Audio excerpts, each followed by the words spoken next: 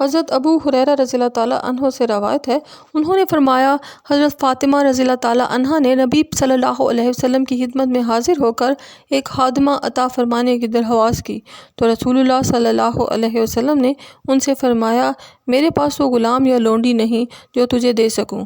وہ واپس چلی گئیں۔ بعد میں رسول اللہ صلی اللہ علیہ وسلم ان کے ہاں تشریف لے گئے اور فرمایا کیا تجھے وہ چیز پسند ہے جو تو نے مانگی تھی یا وہ جو اس سے بہتر ہے؟ حضرت علی رضی اللہ تعالیٰ عنہ نے ان سے کہا کہو نہیں بلکہ وہ چیز جو اس سے بہتر ہے۔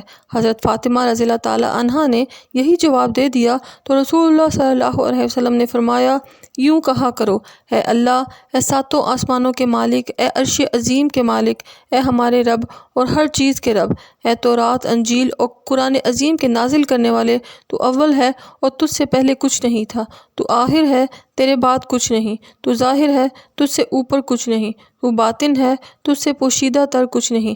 ہمارا قرض ادا فرما اور فقر سے نجات دے کر ہمیں غنی کر دے۔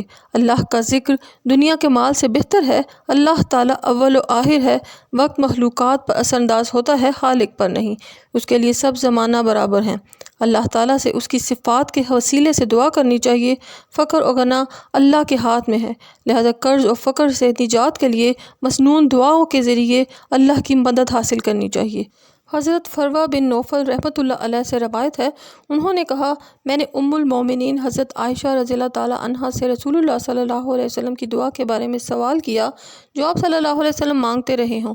ام المومنین حضرت عائشہ رضی اللہ تعالیٰ عنہا نے فرمایا رسول اللہ صلی اللہ علیہ وسلم فرمایا کرتے تھے اے اللہ، میں اس عمل کے شر سے تیری پناہ میں آتا ہوں جو میں نے کیا اور اس عمل کے شر سے بھی جو میں نے نہیں کیا۔ غلطی دو طرح کی ہوتی ہے، ایک یہ کہ جو کام نہیں کرنا چاہیے تھا وہ کر دیا، دوسرے یہ کہ جو کام کرنا چاہیے تھا وہ نہیں کیا۔